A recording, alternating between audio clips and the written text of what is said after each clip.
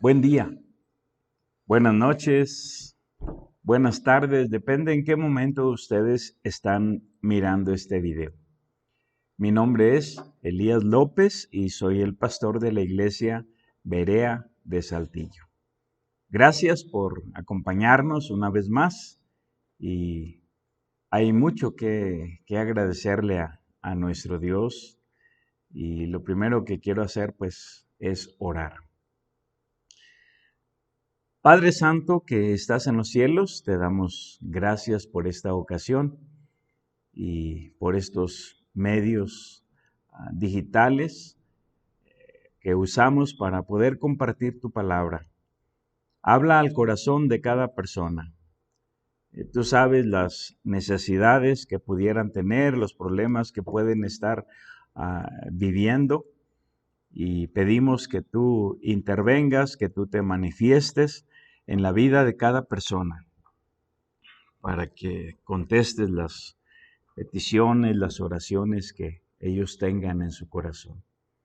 Gracias. Toma en tus manos todo lo que hacemos, esta grabación y todo, Señor, para que salga bien y sobre todo que tu nombre sea honrado, que tu nombre sea glorificado.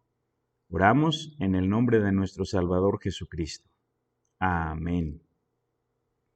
Y lo primero que quiero hacer es recordarles que nuestra reunión mensual, tenemos cada mes, el primer viernes de cada mes, es una reunión social, donde venimos para convivir, para platicar unos con otros y también compartir alimentos. Entonces, la próxima ocasión corresponde al 2 de septiembre.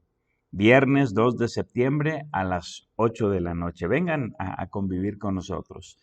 También quiero recordarles que cada sábado a las 5:30 tenemos una reunión de jóvenes y adolescentes con Lalo Quintero. Entonces, ojalá que puedan asistir, puedan enviar a sus hijos, que pasen una tarde agradable, aparte de que sobre todo aprenden también de la palabra de Dios. Y luego los domingos, cada domingo tenemos nuestra reunión presencial a las 10 de la mañana y a las 12 del mediodía. Es la misma enseñanza, la misma predicación, los mismos cantos, solo que unos vienen a las 10, otros vienen a las 12, porque en realidad el templo que tenemos es un templo pequeño. Entonces, por eso nos dividimos de esta manera. Y tengo aquí una itinerario de la gira de nuestros 5. Tenemos a nuestros 5 entre nosotros en este tiempo y ellos están muy ocupados, muy, muy ocupados, pero quizá todavía haya espacio en su agenda por si alguien quiere invitarles. Solo basta que se pongan en contacto con los hermanos, pónganse en contacto con nosotros si es que no saben el teléfono de ellos aquí en México, y con todo gusto les pasamos el teléfono para que puedan agendar una cita, una invitación. Por lo pronto, aquí hay algunas fechas para el mes de agosto, del 12 al 13 pues es algo personal, ellos tienen un compromiso personal. El día 14 van a estar en Monterrey, en la Iglesia Bautista Jerusalén, donde pastorea el hermano José León. Y a propósito, hermano José, si acaso está viendo este video o alguien de su iglesia, pues reciban un saludo. También del 18 al 20, ellos van a hacer un viaje a Ciudad Victoria para estar con lo que los hermanos allá llaman la manada pequeña de Ciudad Victoria, del 18 al 20. El día 21, entonces ellos regresan a Monterrey o específicamente a Guadalupe, Nuevo León, y van a estar ahí en una iglesia, no sé cuál iglesia, por eso no tengo más información, pero ellos van a estar ahí el día 21. Del 25 al 29, ellos estarán en San Diego, California. Hay una iglesia ahí en ese lugar que han estado apoyando a nuestros 5, han estado apoyándoles con oración y financieramente también. Y entonces ahora van a estar ahí. A propósito, van a estar, y será creo la primera vez, van a conocerles, les han estado apoyando y han estado orando por ellos sin conocerles, pero ahora será la oportunidad. Y luego, del 30 de agosto al 4 de septiembre, ellos tendrán una cita en una iglesia en San Luis Potosí. No sé qué iglesia es, pero este es el itinerario y lo menciono para que estemos orando por ellos en su viaje, por el vehículo. Hay un hermano precisamente de San Diego que les ha facilitado un vehículo para su transportación. Entonces, pues les compartimos esto y lo hacemos para que, por favor, oren por nuestros 5. Y también queremos dar gracias por la generosidad de cada uno de ustedes, por las peticiones que Dios ha contestado. Tenemos porque todavía no se acaba, tenemos una necesidad de pagar lo que son los boletos de avión precisamente de nuestros 5 que han venido a México. Un total de 106,000 pesos dividido en 12 letras, más o menos de 8,000 y fracción, pero para cerrar números decimos 9,000 pesos. 9,000 pesos, de los cuales al mes de julio pues ya se habían pagado 3 y nos restan 9. Supongo que a estas fechas de agosto ya se ha pagado una letra más y ahora restarán 8. Pero por las ofrendas que ustedes, hermanos de diferentes lugares, iglesias de diferentes lugares, que han estado haciendo equipo con nosotros, participando con nosotros, pudimos darle a nuestros 5 el equivalente para pagar a un poquito más de 3 letras, un poquito más de 3 letras, 3 de estos pagos que se necesitan. Pero todavía, como he mencionado antes, necesitan comprar boletos desde Turquía para llegar hasta el Asia Central. Y esto es el equivalente de 35,000 pesos mexicanos. No sé cuánto es en dólares, pero esto es el equivalente a 35,000 pesos mexicanos. Otra cosa por la cual queremos agradecerle a Dios y agradecerles a ustedes es que también pudimos hacer una ofrenda generosa, gracias a ustedes, para las visas de nuestros 2. Siempre hemos hablado de los 5, pero en realidad ahora son los 7 porque están haciendo equipo allá en el Asia Central. Y este es un matrimonio que para estas fechas necesita pagar el visado por un año, el visado de sus pasaportes por un año. Y por la gracia de Dios, pudimos dar $3,000 para que ellos pudieran hacer este pago y permanecer allá todavía.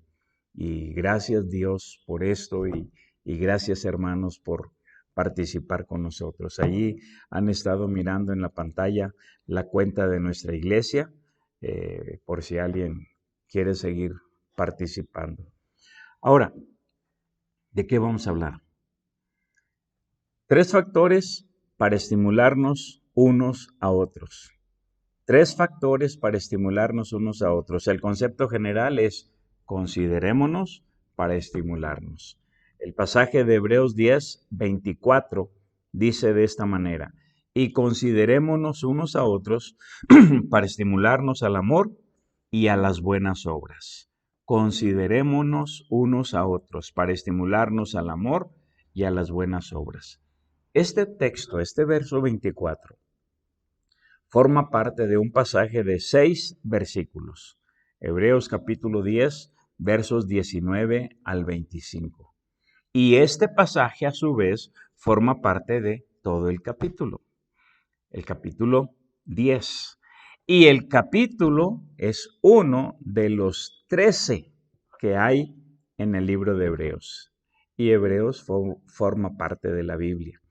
Los capítulos, de este libro de Hebreos, los primeros capítulos, nos dan el enfoque doctrinal del libro.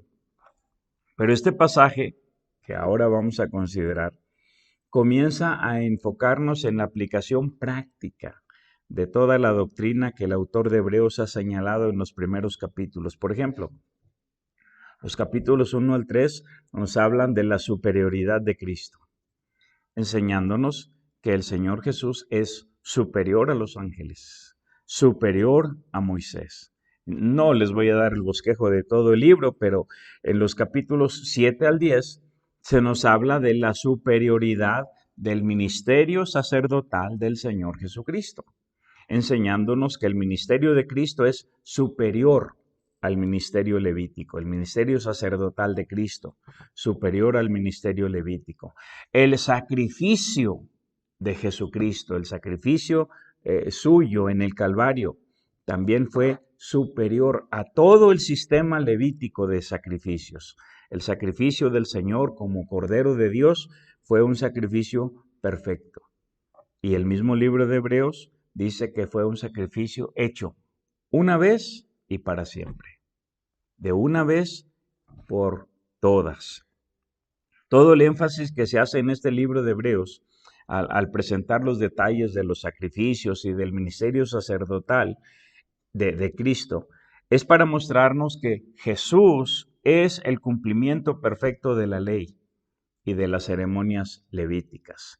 En realidad, Él es el sacerdote y a la misma vez Él es el sacrificio ofrecido por cada uno de nosotros. Por ejemplo, vamos a ver aquí en el libro de Hebreos capítulo 8 un resumen en las palabras de Hebreos, un breve resumen de lo que acabo de decir. El pasaje dice así: ahora bien, el punto principal de lo que venimos diciendo es que tenemos tal sumo sacerdote, Él es el sacerdote, el cual se sentó a la diestra del trono de la majestad en los cielos, ministro del santuario. Él es el ministro, Él es el sacerdote, ministro del santuario y de aquel verdadero tabernáculo que levantó el Señor y no el hombre. Porque todo sumo sacerdote está constituido para presentar ofrendas y sacrificios, por lo cual es necesario que también éste tenga algo que ofrecer. Y la Biblia nos enseña que lo que ofreció fue su propio cuerpo en sacrificio. Así que, si estuviese sobre la tierra, ni siquiera sería sacerdote, habiendo aún sacerdotes que presentan las ofrendas según la ley, los cuales sirven a lo que es figura y sombra de las cosas celestiales.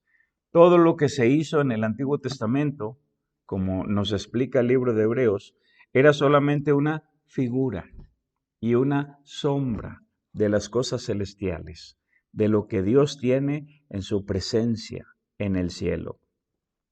Como se le advirtió a Moisés cuando iba a erigir el tabernáculo, diciéndole: mira, haz todas las cosas conforme al modelo que se te ha mostrado en el monte. Pero ahora, tanto mejor ministerio es el suyo, cuanto es mediador de un mejor pacto, establecido sobre mejores promesas. O sea, el Señor Jesús tiene el mejor ministerio. El Señor Jesús tiene el mejor pacto. Y el Señor Jesús tiene el pacto basado o establecido sobre mejores promesas. Verso 7. Porque si aquel primero hubiera sido sin defecto, ciertamente no se hubiera procurado lugar para el segundo. En resumen, lo que he dicho, este pasaje nos lo presenta con claridad. Considerémonos para estimularnos. Ya les dije que el pasaje que ahora vamos a considerar es un pasaje corto, Hebreos capítulo 10, y no todo el capítulo, solo unos versículos. Este pasaje hace una aplicación práctica de las verdades anteriores para nuestra vida como creyentes en Jesucristo. Y por eso quiero hablarles de 3 factores para estimularnos unos a otros. Y lo primero que queremos ver es, ¿quién es Jesús para mí? ¿Quién es Jesús para mí? Y aquí vamos a notar 2 cosas básicas. Número 1, Jesús nos introduce a la presencia del Padre. Jesús nos introduce a la presencia del Padre. Dice el verso 19, así que, hermanos, teniendo libertad para entrar en el lugar santísimo por la sangre de Jesucristo. Gracias a nuestro Señor Jesús, gracias a su sangre derramada en la cruz, ahora tenemos libertad, como aquí dice, para entrar en el lugar santísimo. O sea, a la mera presencia de Dios.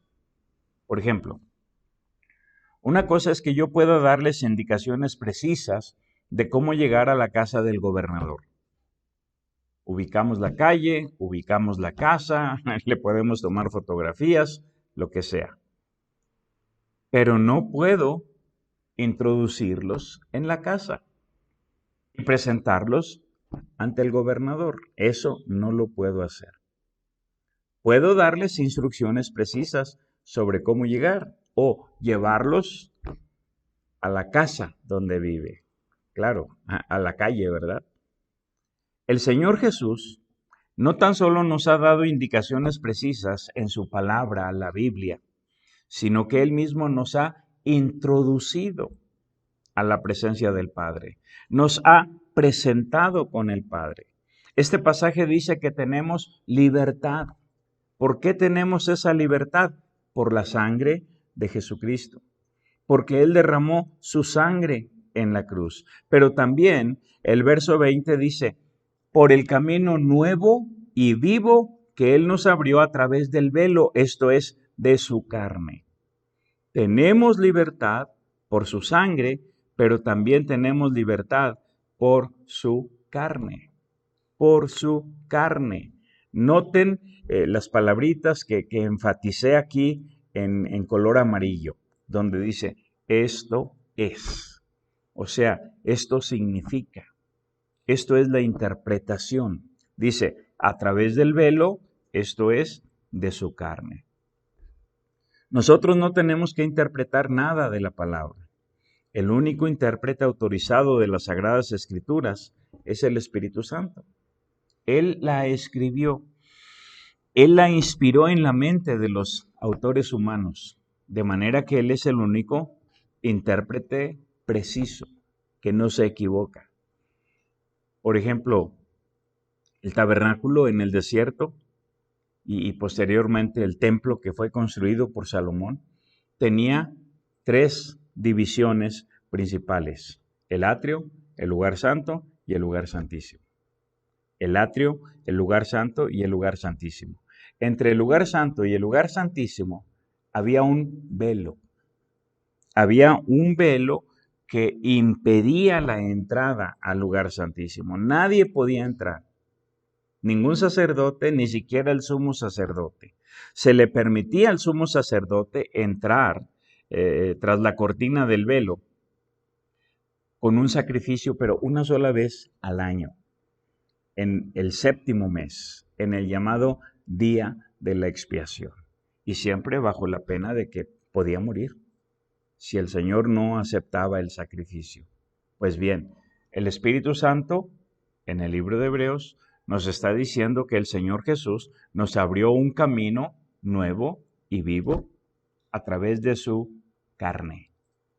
Así como el velo fue rasgado, también la carne del Señor Jesús fue rasgada en la cruz y esto nos da el acceso libre a la presencia del Señor. Vean, por ejemplo, vean conmigo en Mateo 27, los versos 50 al 51. Mas Jesús, habiendo otra vez clamado a gran voz, entregó el Espíritu. Y he aquí, el velo del templo se rasgó en dos, de arriba abajo, y la tierra tembló y las rocas se partieron. Dice que el velo, cuando Jesús murió, el velo del templo se rasgó en dos.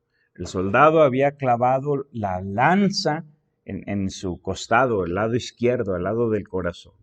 Ahora el Espíritu Santo, en el libro de Hebreos, nos interpreta que el velo simbolizaba la carne de Jesús que fue rasgada por nosotros para darnos la entrada libre al lugar santísimo, para llevarnos a la presencia de Dios. Entonces, estamos diciendo dos cosas del Señor Jesús. ¿Quién es Jesús para ti? Lo primero que hemos dicho es que Jesús nos ha llevado a la presencia del Padre. Él nos introduce directamente con el Padre. Ahora, en segundo lugar, Jesús es nuestro sumo sacerdote. Él es nuestro sumo sacerdote. Miren cómo dice aquí en el verso 21. Seguimos en Hebreos capítulo 10, verso 21. Y teniendo un gran sacerdote sobre la casa de Dios. ¿Tenemos libertad? Tenemos un gran sacerdote. Básicamente, el sacerdote del Antiguo Testamento era un puente. Era un puente entre el hombre y Dios. Entre el hombre y Dios. Notemos algunas de sus funciones en Malaquías capítulo 2, versículos 6 al 7. Ahora, en este pasaje de Malaquías capítulo 2 se está hablando de Aarón, el primer sacerdote, el cual es tipo de Cristo. Comenzando en el verso 6, dice, la ley de verdad estuvo en su boca, e iniquidad no fue hallada en sus labios.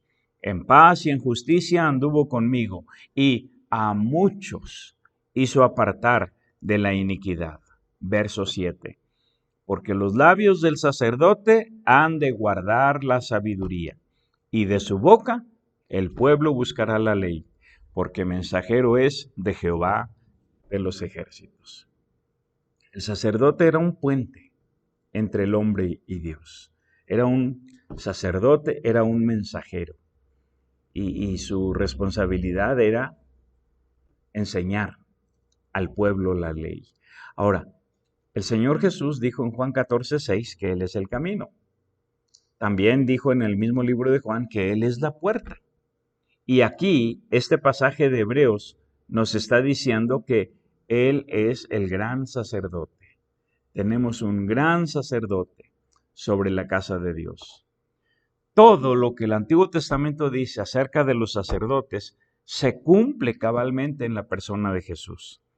Él no tan solo es el sumo sacerdote que nos muestra el camino a la presencia de Dios, sino que Él mismo nos ha introducido, Él mismo nos ha presentado en la presencia del Padre. Y como dije antes, quizá alguien podría darnos indicaciones precisas para llegar a la casa del gobernador, pero no podrán introducirnos ante el gobernador. El Señor Jesús sí nos introduce directamente a la presencia del Padre. Considerémonos para estimularnos. El segundo factor es consideremos qué es la iglesia para mí. ¿Qué es la iglesia para mí? Y aquí, antes de seguir adelante, estoy predicando esto. Estamos con el libro de Filipenses. Ya nos falta el capítulo 4, ya vimos los primeros 3, pero estamos haciendo una pausa porque acabamos de tener nuestra semana del 9º encuentro misionero. Los misioneros vinieron y nos estimularon con sus enseñanzas, con la palabra de Dios, con el informe de lo que Dios está haciendo en cada uno de los campos, en cada uno de los lugares donde ellos están, en Tlapa, en Tecash, en Aguascalientes, en Ocotlán, en diferentes lugares donde Dios los ha enviado. Y todo eso nos ha estimulado para servir a Dios, para seguir adelante, para no desmayar. Como se dice coloquialmente, estuvimos aquí esta semana para cargar nuestras pilas y regresar a nuestros respectivos campos misioneros. Por eso hablamos de este tema. Considerarnos para estimularnos. Y estamos viendo 3 factores. Y el primero fue, ¿quién es Jesús? ¿Quién es Jesús para mí? Ahora el segundo, ¿qué es la iglesia? ¿Qué es la iglesia para mí? Y lo primero que quiero decirles aquí es que la iglesia es el cuerpo de Cristo. La iglesia es un cuerpo formado por muchos miembros. Así nos enseña Pablo en la primera carta a los Corintios. Muchos miembros. Es como el cuerpo físico, las manos, los pies, etc. Y tú eres uno de esos miembros. Mi mano no es todo el cuerpo. Mi mano forma parte del cuerpo. Mi mano es un miembro más del cuerpo. Tú no eres el cuerpo de Cristo. Yo no soy el cuerpo de Cristo. Juntos, en comunidad, una comunidad de fe, formamos parte del cuerpo de Cristo.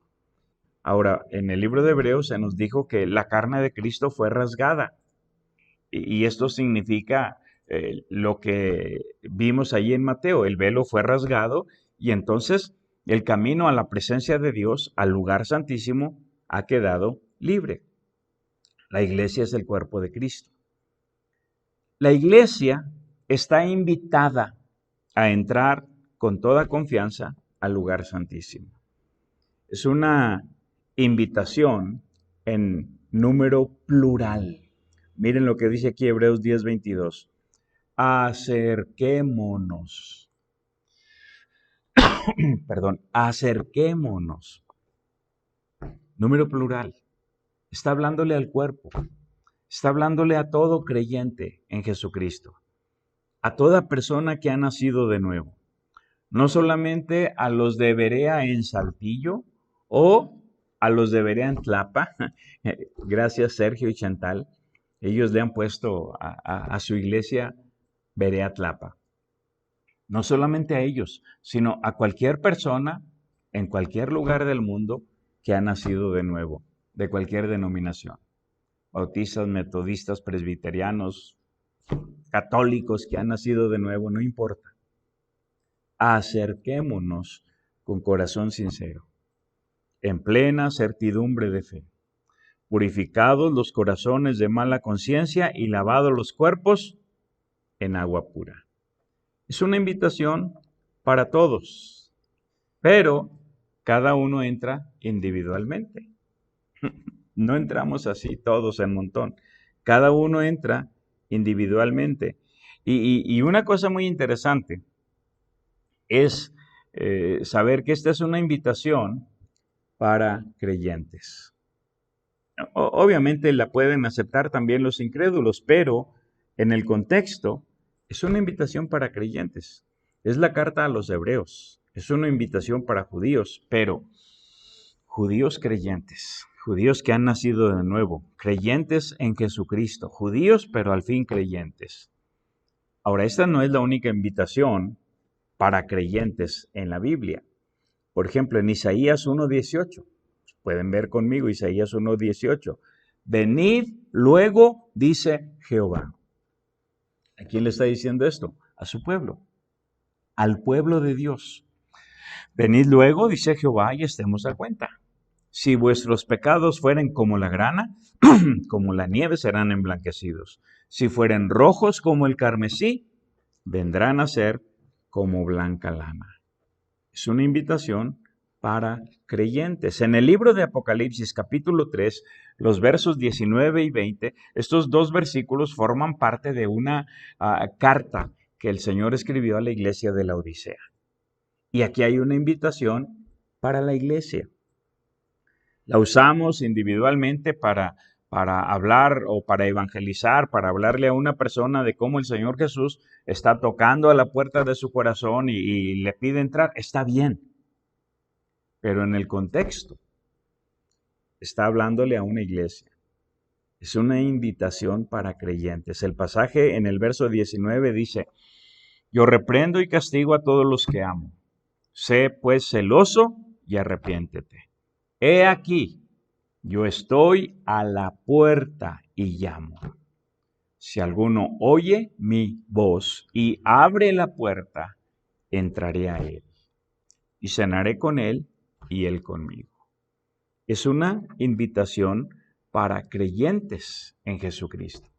El Señor está ahí, hablándole a cada uno de los miembros de la iglesia que han dejado al Señor fuera. En la pandemia lo dejamos fuera. Nos aferramos al médico, nos aferramos a las vacunas y dejamos fuera al Señor. Y ahora que pasó la pandemia, pues muchos piensan que ya no necesitan regresar. Pero es una invitación para creyentes. También podemos ver que es una invitación doctrinal, una invitación profética, escatológica. Vean conmigo aquí en la última frase del verso 25, regresando a Hebreos capítulo 10. Voy a leer todo el versículo, pero voy a enfatizar la última frase del verso 25. Dice en Hebreos 10, 25, no dejando de congregarnos como algunos tienen por costumbre, sino exhortándonos, punto y coma, y tanto más, cuanto veis que aquel día se acerca. Aquel día se acerca. Es una invitación doctrinal. Esta es una invitación que se relaciona con la segunda venida de Cristo. El Señor nos está invitando hoy porque su día se acerca. Allá en el libro de los Salmos, y ahí lo tienen en su pantalla, perdón, Salmo 73, los versos 27 y 28 dicen de esta manera: porque he aquí, los que se alejan de ti perecerán. Tú destruirás a todo aquel que de ti se aparta. Pero en cuanto a mí, el acercarme a Dios es el bien. He puesto en Jehová el Señor mi esperanza para contar todas sus obras. La exhortación es para acercarnos, para acercarnos. En el tiempo del salmista no tenía toda la libertad. Sin embargo, la invitación es la misma. Ahora, en el tiempo de Cristo, tenemos confianza. Acerquémonos confiadamente, porque el Señor ya derramó su sangre, porque el Señor ya rasgó su cuerpo. Y esto nos da entrada, libre entrada a la presencia de Dios. Ahora, no podemos ignorar, regresando a Hebreos, no podemos ignorar que el libro se llama Hebreos. Hebreos. No se llama mexicanos, no se llama alemanes, no se llama franceses. Se llama hebreos. Por tanto, la invitación es para los judíos. Cuando el Señor venga por segunda vez a esta tierra, Él los quiere reunir. Vengan, venid luego. En el libro de Jeremías tenemos una invitación semejante para los judíos. Miren lo que dice y voy a leer aquí el pasaje. Dice, comenzando en el verso 18, así ha dicho Jehová, he aquí yo hago volver los cautivos de las tiendas de Jacob, la cautividad, cuando fueron llevados a Babilonia por 70 años. Y de sus tiendas tendré misericordia, y la ciudad será edificada sobre su colina, y el templo será asentado según su forma. Ahora, esto es una profecía para el tiempo futuro. No sé qué hay en este momento ahí donde Originalmente estuvo el templo de Dios, el templo que construyó Salomón, pero aquí dice, el templo será asentado según su forma. El Señor lo va a hacer, no te preocupes. Yo no tengo que hacer nada, tú no tienes que hacer nada. Es una profecía que el Señor cumplirá. Verso 19. Y saldrá de ellos acción de gracias y voz de nación que está en regocijo. Y los multiplicaré y no serán disminuidos. Los multiplicaré y no serán menoscabados. Y serán sus hijos como antes. Y su congregación delante de mí será confirmada. Y castigaré a todos sus opresores. De ella saldrá su príncipe y de en medio de ella saldrá su señoreador. Obviamente una alusión profética al Mesías, al Señor Jesucristo. Y le haré llegar cerca y Él se acercará a mí. La invitación es para acercarnos, porque ¿quién es aquel que se atreve a acercarse a mí? O sea, si el Señor no nos llama, ¿cómo nos atrevemos a acercarnos a Él? ¿Qué dice el Salmo 15? Señor, ¿quién entrará en tu santuario para adorar? Pero ahora tenemos libertad por la sangre de Cristo. Termina el verso 22 diciendo, y me seréis por pueblo, y yo seré vuestro Dios. De manera que hay libertad para entrar al lugar santísimo. El Señor Jesús lo ha hecho posible con su sangre y con su carne ofrecida en sacrificio. Pero la invitación requiere santidad de nuestra parte. Miren cómo dice Santiago capítulo 4. Habla de acercarnos, pero dice que tenemos que limpiar las manos y tenemos que purificar el corazón. El pasaje textualmente dice así, acercaos a Dios y Él se acercará a vosotros. Pecadores, limpiad las manos y vosotros, los de doble ánimo, purificad los corazones. Es una invitación que requiere purificar el corazón. Requiere santidad. Regresando a Hebreos capítulo 10, dice, acerquémonos con corazón sincero, no con doble ánimo, con corazón sincero, en plena certidumbre de fe. Se demanda fe. Purificados los corazones de mala conciencia y lavados los cuerpos con agua pura. En la palabra de Dios, el agua pura, es tipificada o simbolizada por dos cosas. Por una parte, el Espíritu Santo es el agua de vida. Por otra parte, la misma palabra de Dios es el agua de vida. Y en el libro de Efesios, en el capítulo 5, dice que el Señor purifica su iglesia con el lavamiento del agua por la palabra. Entonces, la invitación es para acercarnos, pero esto implica santidad de nuestra parte. Y Él mismo se encarga de santificarnos, de lavarnos con su palabra, de lavarnos, de purificarnos con su espíritu. Estamos preguntando, ¿qué es la iglesia para mí? Muy bien, en tercer lugar, la iglesia es la profesante del Señor. La profesante del Señor.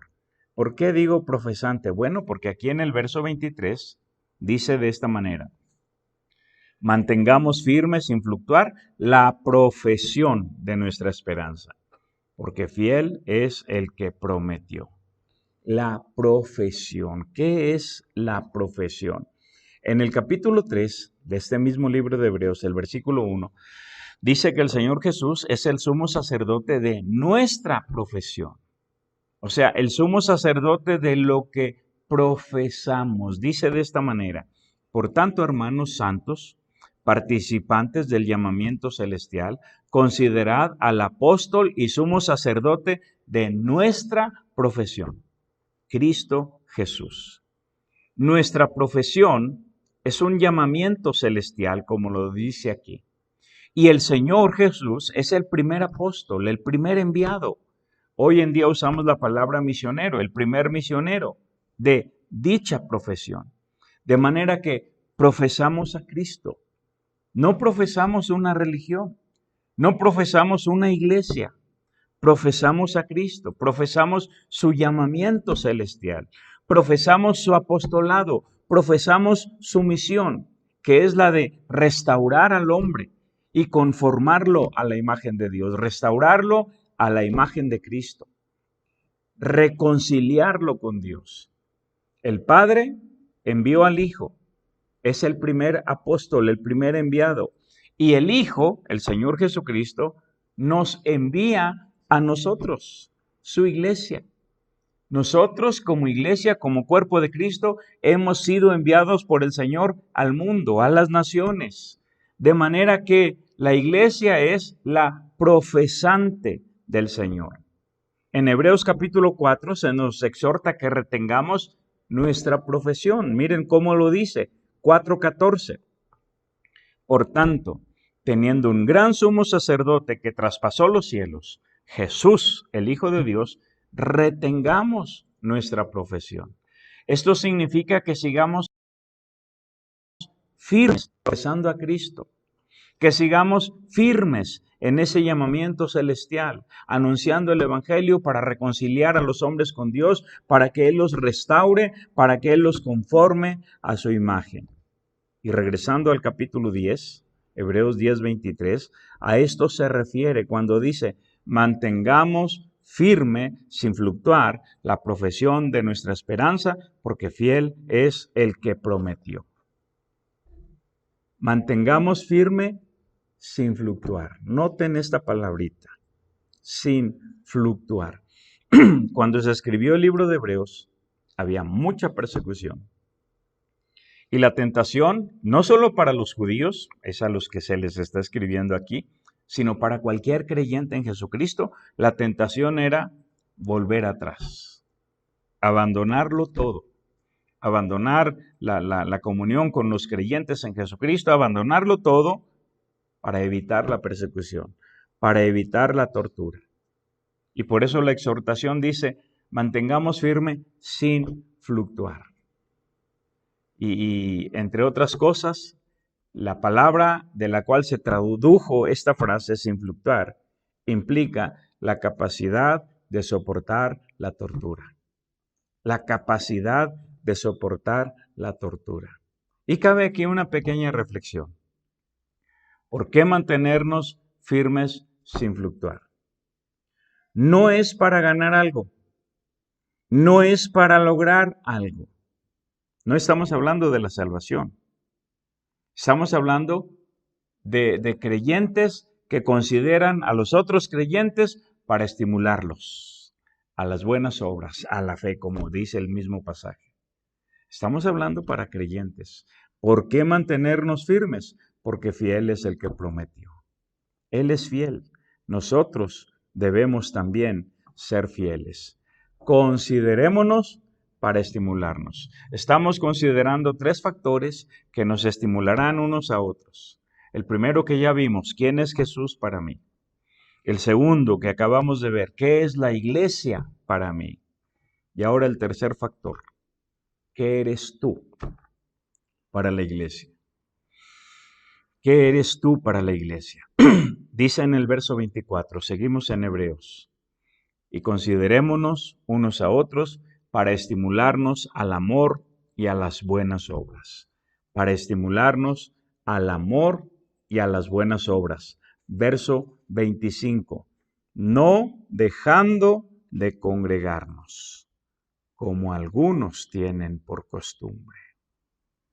O sea, el Señor te puso para estimular a otros, pero tienes que estar presente, no dejando de congregarnos. ¿Qué es estimular? Estimular es hacer que una persona desee vivamente hacer algo. En esta semana que acaba de pasar, tuvimos nuestro 9º encuentro misionero.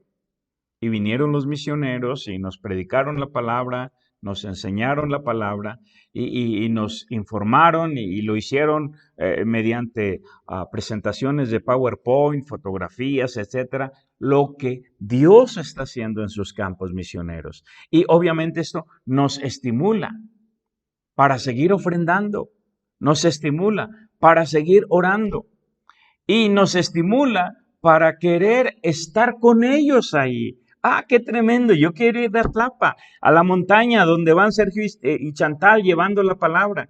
Yo quiero estar ahí ahora va a ser Huatulco, con Ubaldo y Avi, para ver lo que Dios está haciendo, lo que Dios va a hacer en el nuevo ministerio que están por comenzar. Yo quiero estar ahora también en Mérida y visitar a mis hermanos en Tecash para ver lo que Dios está haciendo con ellos en Tecash y lo que Dios va a hacer también ahora en Mérida. Todo eso nos ha estimulado.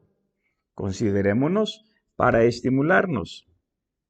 Ahora, la palabra estimular también implica hacer que una cosa o una persona se active. Y aquí estamos.